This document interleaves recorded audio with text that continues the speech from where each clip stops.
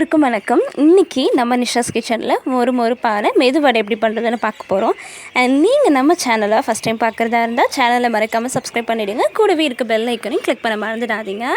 So இந்த மெதுவடை பார்த்திங்கன்னா நல்ல மொறுமொறுப்பாக இருக்குது. இதுக்கு காம்பினேஷன் ஆனது பார்த்திங்கன்னா தேங்காய் சட்னி தான். ஸோ இந்த தேங்காய் சட்னியும் நம்ம எப்படி செய்யறதுன்னு பார்த்துடலாம்.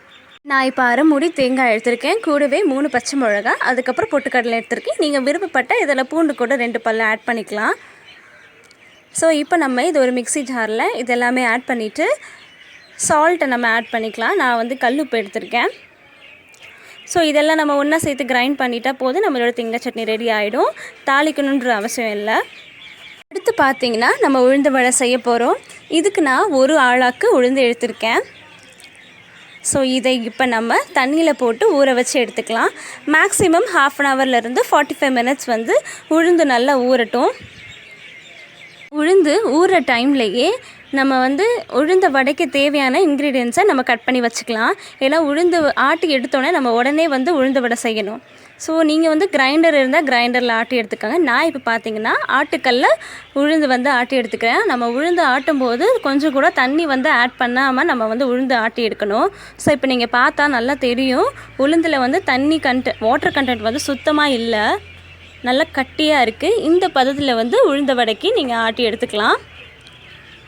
இப்போ பார்த்தீங்கன்னா நான் ஒரு கடாயில் ஆயில் ஹீட் பண்ணி எடுத்துக்கிறேன்.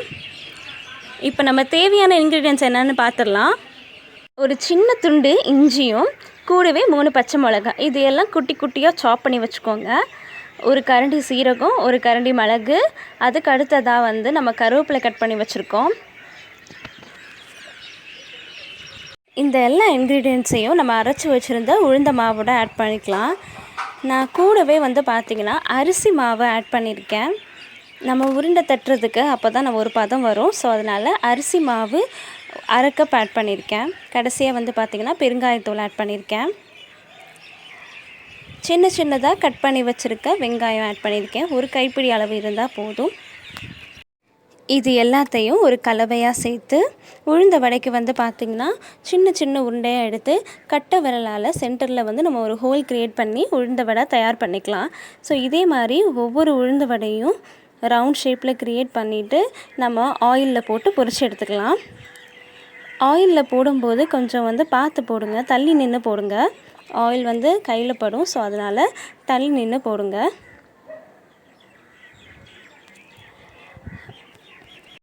தம்ப்நெயிலில் பார்த்துருப்பீங்க, சில சீக்ரெட் டிப்ஸ் சொல்கிறேன்னு சொல்லியிருக்கேன் உளுந்த வடை பண்ணுறதுக்கு. என்னென்னு கேட்டிங்கன்னா, ஆயில் வந்து நல்லா ஹீட்டாக இருக்குல்ல, இந்த ஆயிலை எடுத்துகிட்டு நம்ம உளுந்த வடை மிக்சரில் நம்ம ஆட் பண்ணிக்கணும்.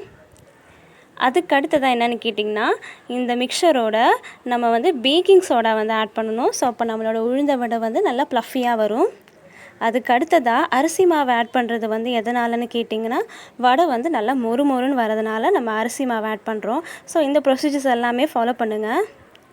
இடையில நம்ம மாவு போடும்போது தண்ணி தொட்டுட்டு போடுங்க. அப்போ தான் நம்ம கையில் வந்து அது மாவு வந்து ஒட்டாது.